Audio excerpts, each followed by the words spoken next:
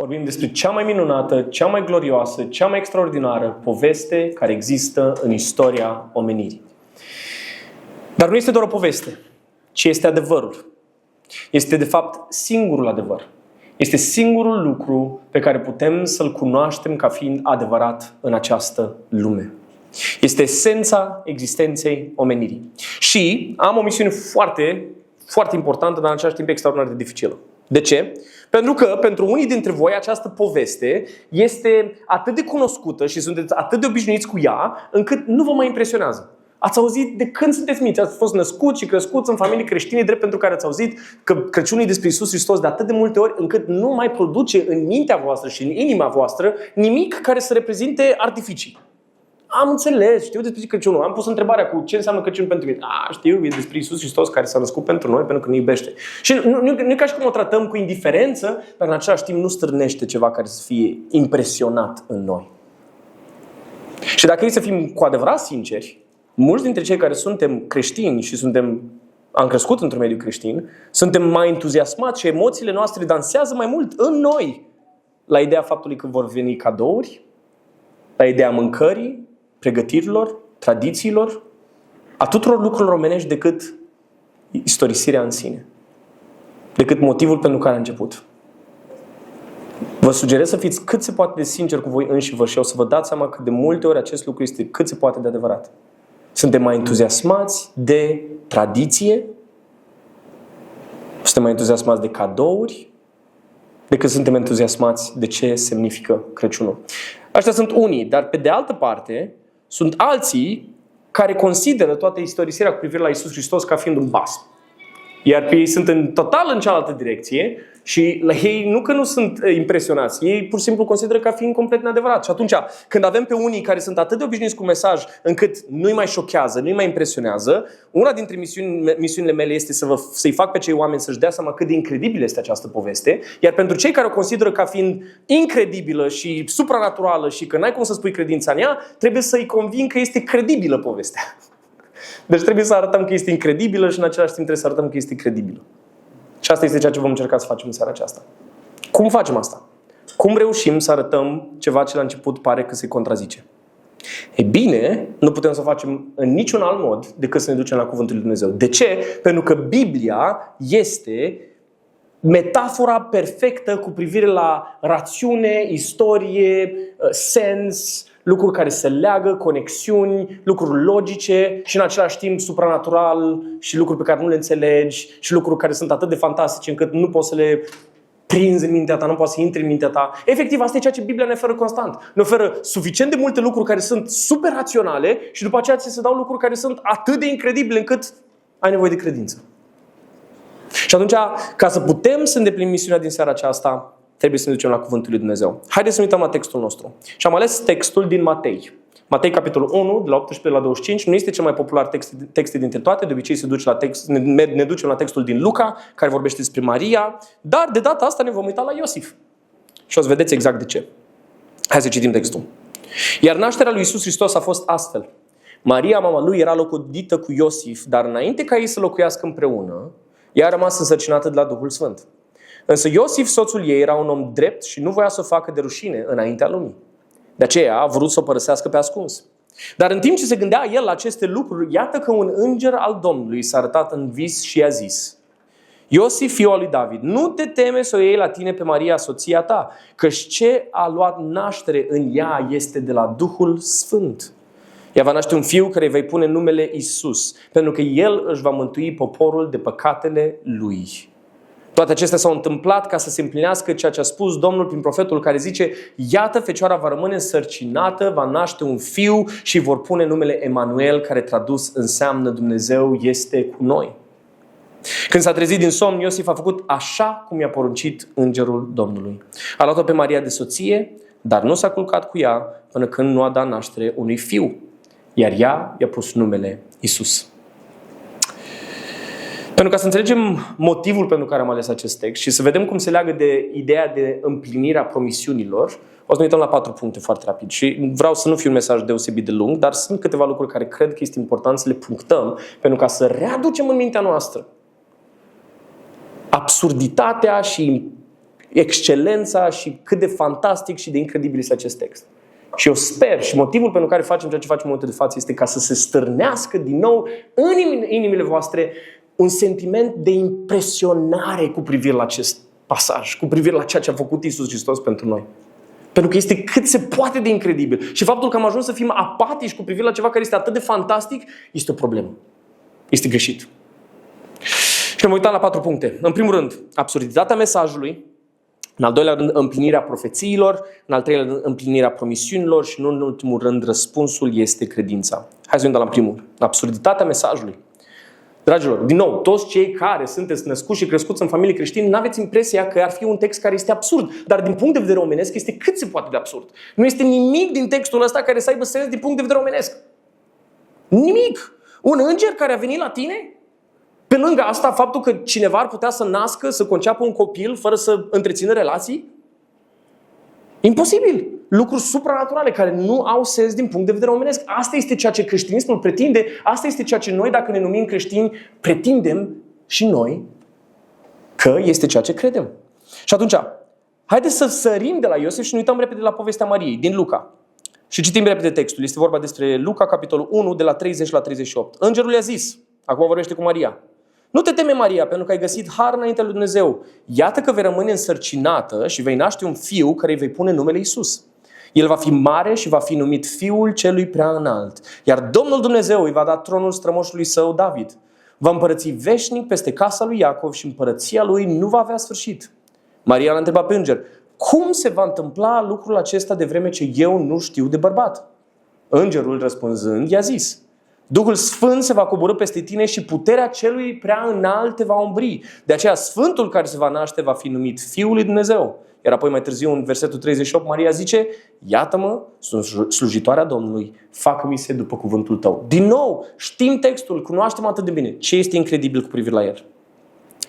E bine, în primul rând, un înger, o entitate care nu este din lumea aceasta, o entitate care nu este din lumea fizică, pășește din lumea care nu este fizică, în lumea fizică, ca să transmită un mesaj unei persoane care este în lumea fizică.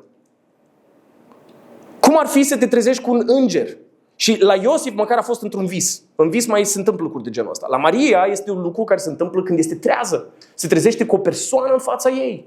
Și este unul dintre îngerii cei mai importanți, se pare, pentru că sunt doar 2 îngeri care sunt numiți pe nume în întreaga Biblie. Iar acesta este unul dintre ei. Și vine la Maria, pe lângă faptul că este incredibil faptul că vine un înger, mesajul este și mai incredibil. Este și mai incredibil. Vei rămâne însărcinată. Maria, la 14-15 ani, de-abia logodită, în acea perioadă regulile erau extraordinar de stricte în ceea ce privește faptul că nu exista niciun fel de relație sexuală în afara căsătoriei, nici măcar când erai logodit, absolut deloc, nu exista așa ceva. Persoanele care treceau peste această lege erau omorâte cu pietre. Atât de strict era regula. Deci această fată care este virgină, vine un înger la ea și spune: vei rămâne însărcinată. Și Maria nu face nimic altceva decât să pună o întrebare care este perfect normală. Îi spune: eu n-am o problemă cu faptul că trebuie să se întâmple asta. Ea vine și spune: cum e posibil? Cum e posibil să rămână însărcinată? Iar îngerul răspunde: atenție, asta este cea mai incredibilă parte dintre toate. Va fi o intervenție supranaturală a Duhului Sfânt. Duhul Sfânt, care este însuși Dumnezeu, va veni și într-un mod miraculos, supranatural, în pântecul tău, va crea un prunc. Nu biologic, nu genetic, nu așa cum se întâmplă la toată lumea, ci într-un mod supranatural. Așa ni se spune. Spune aici faptul că Duhul Sfânt se va coborî peste tine și puterea Celui Preaînalt te va umbri. Ăsta e răspunsul pe care dă îngerul. E un fenomen supranatural. Și atunci aici avem o mare problemă. Atenție! Atenție! Nu prea ne gândim la consecințele cerinței lui Dumnezeu de la Maria. Maria nu era căsătorită. Prin urmare, ea încă nu putea să întrețină relații intime cu Iosif. Cum explici oamenilor că ai rămas însărcinată de la Duhul Sfânt? Cum explici oamenilor? Vă dați seama că nimeni niciodată nu a crezut-o? Probabil ăsta e și unul dintre motivele pentru care a fugit la Elisabeta. S-a dus la singura persoană care a crezut că o să înțeleagă. Nici măcar Iosif n-a crezut-o. Și o să ne întoarcem imediat la Iosif. Nici măcar Iosif n-a crezut-o, pentru că este incredibil. Nu are sens. Nu se întâmplă așa ceva. Din punct de vedere omenesc. Dar Maria a trebuit să sufere toată viața prin faptul că nimeni n-a crezut-o, că nu l-a înșelat pe Iosif înainte să fie căsătorită. Toată lumea a crezut ca un copil ilegitim. Astfel, chemarea lui Dumnezeu a fost să înfrunte o viață întreagă de insulte și minciuni cu privire la puritatea ei, iar Maria răspunde: iată-mă, sunt slujitoarea Domnului, facă-mi se după cuvântul tău. Hai să ne întoarcem la Iosif. Iosif, în textul pe care tocmai l-am citit, află de la Maria, cel mai probabil, faptul că a rămas însărcinată când trebuia să căsătorească cu ea. Și apoi, din textul pe care tocmai l-am citit, noi de multe ori avem impresia că Iosif, în momentul respectiv, încearcă să găsească o modalitate prin care să o ajute pe Maria. Dar nu e vorba despre asta. Iosif caută să se despartă, e adevărat, fără ca să o facă de rușine, adică să nu facă public faptul că Maria l-ar fi înșelat, pentru care a fost omorâtă cu pietre. Vrea să o facă nascuns, dar vrea să se despartă de ea. De ce? Pentru că probabil se simte trădat. Probabil se simte înșelat. Asta e motivul pentru care este necesar ca Duhul Sfânt să vină, să intervină prin îngerul care vine în timpul visului, care să-i confirme ceea ce Maria i-a spus. Îi spune: ceea ce a luat ființă în Maria este de la Duhul Sfânt, nu de la un om. Maria nu te-a înșelat. Este lucrarea lui Dumnezeu. Iar acum Iosif este din nou în aceeași dilemă. Cine l-ar crede vreodată că este adevărat? Toată lumea ar crede că el a făcut ceea ce era ilegal, și anume că s-a culcat cu Maria înainte să fie căsătorit. Iar Dumnezeu îl cheamă să trăiască această viață. Iar răspunsul lui Iosif, în versetul 24, este care? Când s-a trezit din somn, Iosif a făcut așa cum i-a poruncit îngerul Domnului. A luat-o pe Maria de soție. Dacă nu e suficient de incredibil ce am spus până acum, haideți să mergem un pas mai departe. Ce se întâmplă mai exact la nașterea lui Iisus Hristos? În versetul 23 citim în felul următor.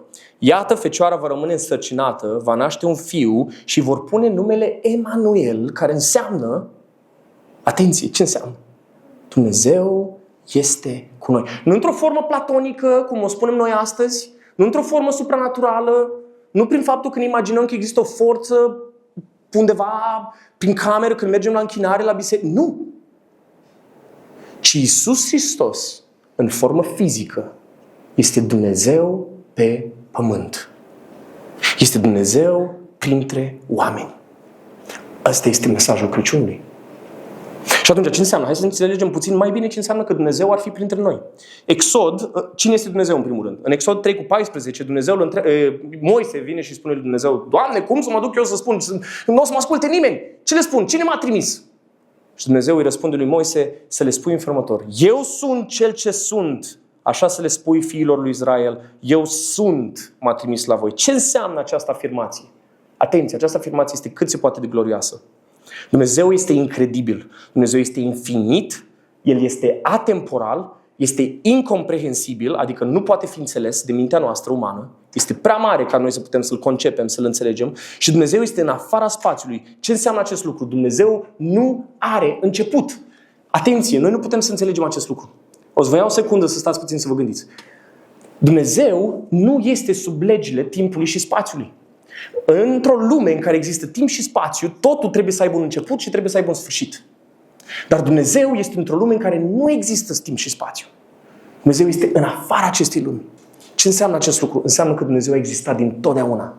Dumnezeu a existat dintotdeauna. Nimic nu l-a creat pe Dumnezeu. Dumnezeu nu s-a schimbat vreodată. Dumnezeu nu crește, nu descrește, nu progresează. Dumnezeu a fost întotdeauna același. Cu alte cuvinte, înainte să existe orice, înainte să existe universul, înainte să existe stelele, înainte să existe cosmosul, a existat Trinitatea.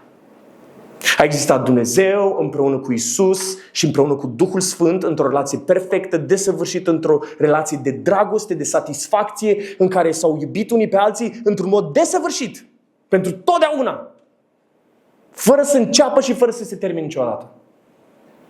Acesta este Dumnezeu. John Piper spune în felul următor despre el. Înseamnă că Dumnezeul Bibliei, Dumnezeul care domnește peste întreaga istorie și peste întreaga realitate, pur și simplu este și a fost dintotdeauna.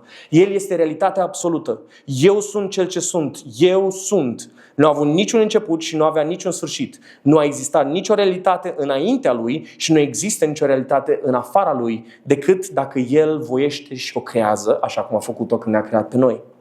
Înainte de creație, el era tot ce exista. Nu era spațiu, nu era univers, nu era gol, nu era întuneric, nici o vastitate rece și fără sfârșit. Era doar Dumnezeu. Nu exista spațiu, exista doar Dumnezeu. Și atât. Dumnezeu a fost și este realitatea absolută. Tot restul, de la galaxii până la particule subatomice, sunt secundare. Acesta este Dumnezeul Bibliei. Incomprehensibil. Ei bine, mergem mai departe. Uitați ce afirmă Iisus despre sine la un moment dat. În Ioan, capitolul 8, la 56, la 59. Vorbește cu mulțimea, cu iudeii și le spune următor: Avram, tatăl vostru, s-a bucurat foarte mult că urma să vadă ziua mea. El a văzut-o și s-a bucurat. Atunci iudeii i-au zis: n-ai nici 50 de ani și l-ai văzut pe Avram? Iisus le-a răspuns: adevărat, adevărat vă spun că mai înainte să se fi născut Avram, eu sunt. Atunci au luat pietre ca să arunce în el, dar Iisus s-a ascuns și a ieșit din templu. De ce au luat pietre să arunce în el când a făcut Iisus această afirmație? Pentru că în momentul respectiv Iisus a folosit exact aceeași expresie pe care a folosit-o Dumnezeu când a vorbit cu Moise și a spus: eu sunt. Cu alte cuvinte, Iisus a afirmat cât se poate declara în acel moment: eu sunt Dumnezeu. Iisus Hristos este Dumnezeul infinit, atemporal, incomprehensibil, în afara timpului și spațiului, care într-o formă supranaturală, prin lucrarea Duhului Sfânt, atenție, atenție, că e imensă treaba asta, se creează pe sine însuși în trupul Mariei, se dezbracă de slava sa, se dezbracă de caracterul său atemporal și se creează într-o formă fizică în trupul lui Mariei, pentru ca să poată să vină să fie cu noi. Asta este Crăciunul. Dragilor, poate l-am făcut prea simplu. Poate n-am înțeles niciodată ce înseamnă cu adevărat.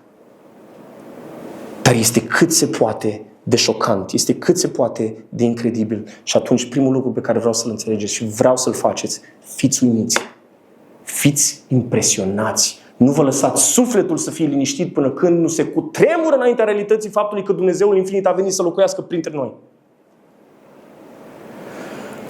Și atunci ai să spui: dacă e atât de incredibil, de ce aș trebui să cred? Care e motivul pentru care să cred? Dar un lucru vreau să mai zic, că mi-a plăcut foarte mult ideea asta. Dumnezeul atemporal, infinit și incomprehensibil devine temporal, finit și comprehensibil de dragul nostru. Rămâne Dumnezeu, dar în același timp om, de dragul nostru. Împlinirea profețiilor. Haideți să ne uităm și la de ce are sens, de ce este credibilă toată această poveste. Știți câte profeții scrise înainte de viața sa îndeplinește Iisus pe parcursul vieții sale? Peste 300. Peste 300 de profeții și multe dintre ele sunt împlinite prin nașterea sa. Și unii ar spune în situația asta: Iisus pur și simplu cunoștea aceste profeții și a zis că vreau să păcălesc pe toată lumea. Hai să mă strădui din răzputeri să îndeplinesc toate aceste profeții și toată lumea să creadă că sunt Mesia. Sunt filme care se fac pe tema asta.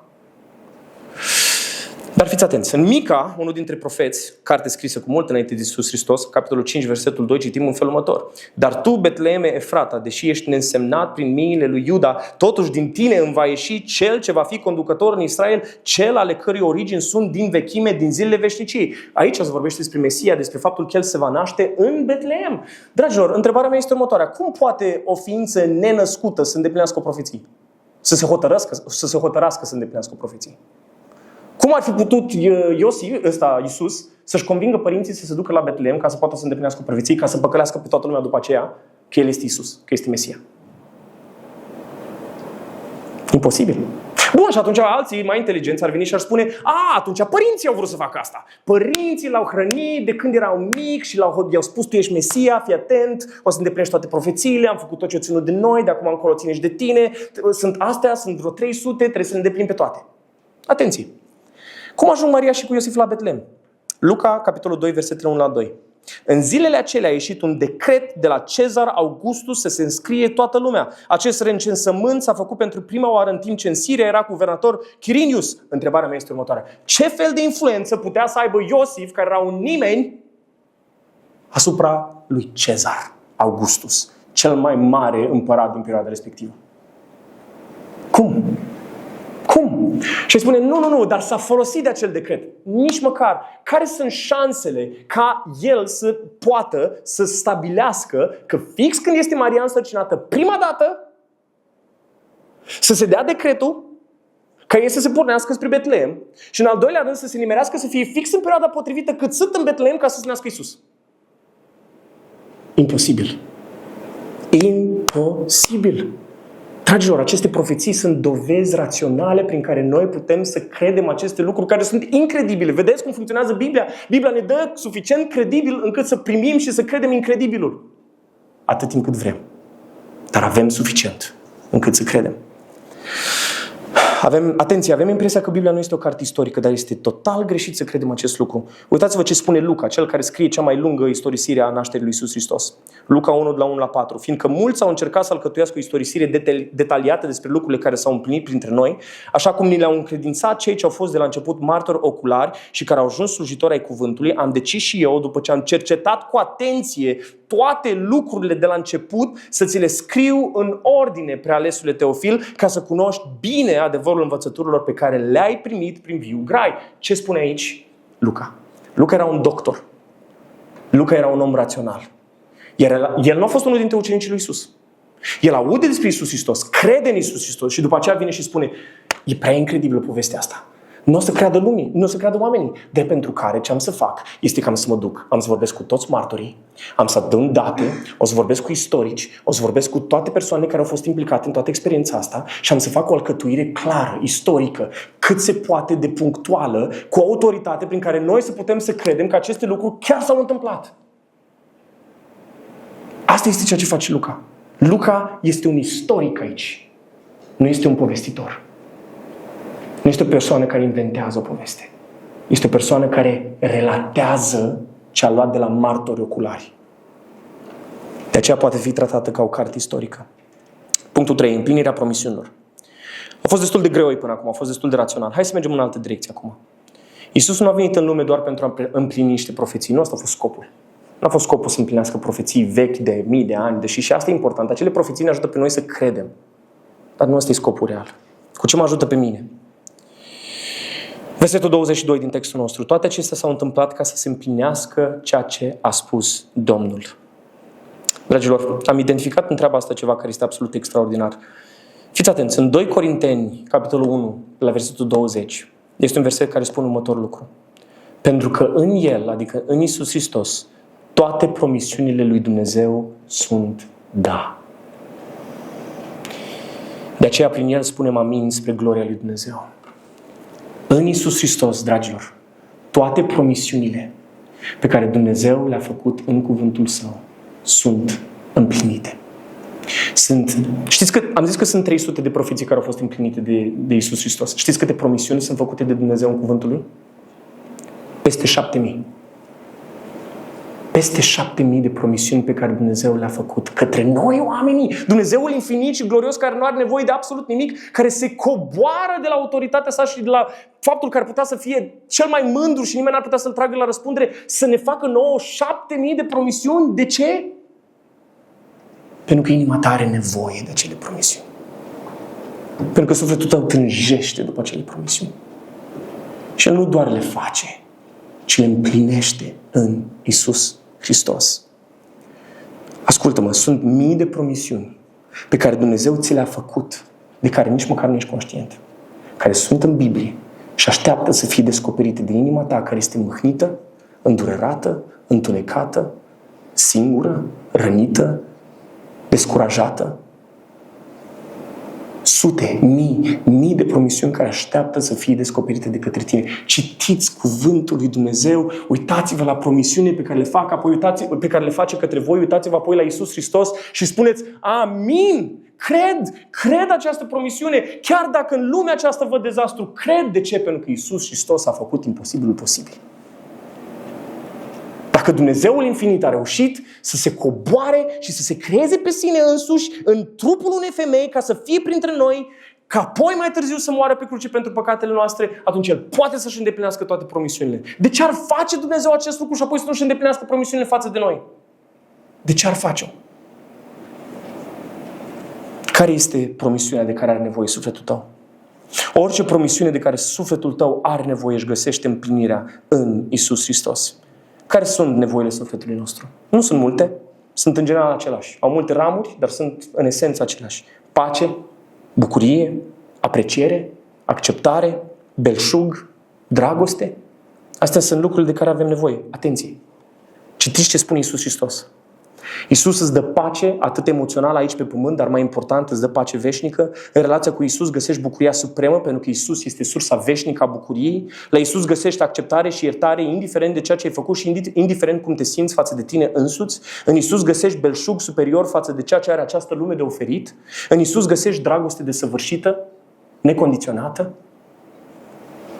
Lăsați-mă să vă mai dau un exemplu.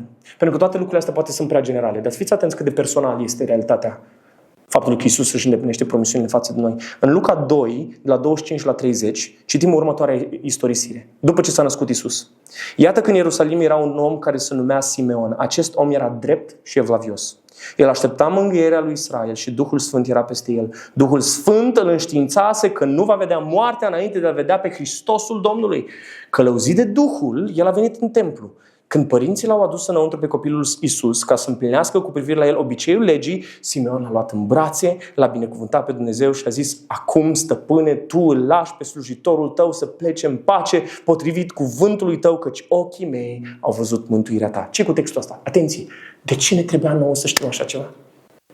E o chestie atât de mică, nu face parte din planul mare, nu face parte din istorie, nu e nimic atât de important. E un om bătrân care doar îl ia în brațe pe Iisus Hristos la un moment dat. De ce e pus în Biblie? De ce e important să fie întâmplat acest lucru? Ar fi putut fi cantitate neglijabilă. Nimeni nu s-ar fi gândit 2 ori la chestia asta. Dar atenție! Atenție! Acest om a fost credincios. Iar Dumnezeu, când se uita la credincioșia sa, i-a făcut o promisiune. I-a zis că te voi binecuvânta pentru că mi-ai fost credincios. Iar când Dumnezeu face o promisiune, El și-o îndeplinește. Indiferent că ești un bătrânel necunoscut, neimportant, care nu ești parte din planul mare, care nu ești parte din... Noi de fiecare dată ne gândim că se vor întâmpla lucruri din partea lui Dumnezeu în viața noastră doar dacă sunt parte din nu știu ce planificare imensă. Nu, dragilor. Da, totul face parte din planul lui Dumnezeu. Dar El vine și își îndeplinește promisiunea față de tine pentru că te iubește. Și pentru că vrea să-ți atingă inima. Și pentru că este personal. Și vrea să aibă o relație personală cu tine. De aceea Dumnezeu este cu noi. El vrea să fie cu tine. Cu inima ta, cu sufletul tău, cu emoțiile tale, cu gândurile tale, cu întreaga ta realitate. De asta a pășit în lume. Ca să fie cu noi. Și cea mai importantă dintre toate promisiune, nu putem să uităm la toate. Uitați, descoperiți voi în cuvântul lui Dumnezeu. Dar cea mai importantă dintre toate este promisiunea mântuirii. Salvare. Salvare de la ce? Din nou în textul nostru, versetul 21. Ea va naște un fiu care vei pune numele Iisus, pentru că El își va mântui poporul de păcatele Lui. Dragilor, motivul pentru care Iisus a venit nu este doar pentru că ne iubește. Și e greșit să spunem doar oamenilor de jurul nostru: Iisus te iubește, mergi la El pentru că te iubește. Nu-i doar atât. Nu-i doar atât. Iisus Hristos a venit în lume pentru că toți am păcătuit și suntem lipsiți de slavă lui Dumnezeu. Atenție! Mare atenție! Fiecare dintre noi, până când ne punem credința în Iisus Hristos, destinația sufletului nostru pentru veșnicie, conform cuvintelor lui Iisus Hristos, este iadul. Pedeapsa veșnică. Pentru că ne-am răzvrătit față de Dumnezeu, pentru că am ales răul, pentru că ne-am despărțit de Dumnezeu, pentru că am ales păcatul, pentru că am iubit păcatul. De asta trebuie să vină Iisus Hristos. Iisus Hristos a venit în lume, s-a dezbrăcat de slava Lui, s-a îmbrăcat, a devenit temporal, a devenit supus morții. Dumnezeu nu poate să moară, dar a venit într-un trup care poate să moară. De ce? Pentru că plata păcatului este moartea. Dar fiindcă atât de mult a iubit Dumnezeu lumea că a dat pe singurul Său Fiu, pentru ca noi, cei ce credem, să nu trebuiască să mai murim, să nu mai trebuiască să plătim prețul veșniciei, morții, pedepsei păcatului nostru, ci să plătească Iisus Hristos în locul nostru. De asta este o veste bună. De asta vin și spun păstorii: pace pe pământ între oamenii plăcuți lui, pentru că prin moartea lui Iisus Hristos ceea ce se întâmplă este că noi, cei ce eram dușmani ai lui Dumnezeu, suntem împăcați cu Dumnezeu prin jertfa lui Iisus Hristos, pentru că toți cei ce își pun credința în Iisus Hristos, identitatea lor păcătoasă, păcatul lor este luat de la ei și este pus asupra lui Iisus Hristos și Dumnezeu îl pedepsește pe Iisus Hristos, uitându-se la el și considerându-l ca fiind păcat. Iisus nu era păcat. Iisus n-a păcătuit niciodată. Iisus nu era păcat, dar Dumnezeu l-a pedepsit ca și cum ar fi fost păcat. Astfel încât când se uita la Iisus Hristos, te vedea pe tine ca un păcătos. Iar acum tu, cel care ți-ai pus credința în Iisus Hristos, când se uită Dumnezeu la tine, te poate primi din nou în gloria sa, datorită faptului că îl vede pe Fiul Său. Vede neprihănirea sa. Asta este povestea Crăciunului. Și ar trebui să ne impresioneze, ar trebui să fim uimiți. Iar ultimul punct, și nu o să mai intrăm în el, că nu mai este timp, dar răspunsul este credința. Răspunsul este credința. Ce au făcut Maria și cu Iosif? Când i s-au dat niște lucruri care nu aveau niciun sens, care erau grele, care erau complicate? Au crezut. Asta e tot ceea ce trebuie să facem. Să credem în Iisus Hristos. Să credem în identitatea sa de Dumnezeu. Să credem în misiunea sa. Să credem în moartea sa pe cruce prin care a plătit prețul păcatelor noastre. Și să credem că a înviat a treia zi, confirmând faptul că bătălia este câștigată. Dragilor, cu asta vreau să închei. De ce este bucurie de Crăciun? Pentru că dacă este adevărată nașterea lui Iisus Hristos, asta înseamnă că orice problemă din lumea aceasta pe care o experimentezi este terminată. S-a sfârșit. Orice lucru rău, orice lucru negativ din lumea aceasta este terminată. Noi doar experimentăm emoția faptului că trebuie să trecem prin ea. Dar bătălia este câștigată. Iisus Hristos a biruit moartea. Iisus Hristos a venit în lume și a îndeplinit misiunea, iar noi suntem liberi prin credința în Iisus Hristos. Așa că vă rog acest Crăciun să meditați asupra acestui lucru. Să fiți impresionați. Să nu vă lăsați să fiți niște creștini nominali, apatici, care se bucură de cadouri mai mult decât Iisus Hristos. Nu există bucurie mai mare. Nu există sursă mai mare de bucurie decât în a-L cunoaște mai mult și mai mult și mai mult pe Iisus Hristos. Și ghiciți ce? Pentru un infinit de ani vom putea să-L cunoaștem pe Iisus mai mult și mai mult și ne vom bucura de dragostea Lui infinită și de bucuria infinită care este în El pentru totdeauna. Despre asta este Crăciun. Și mă rog ca fiecare dintre noi să fim zguduiți și impresionați de acest lucru.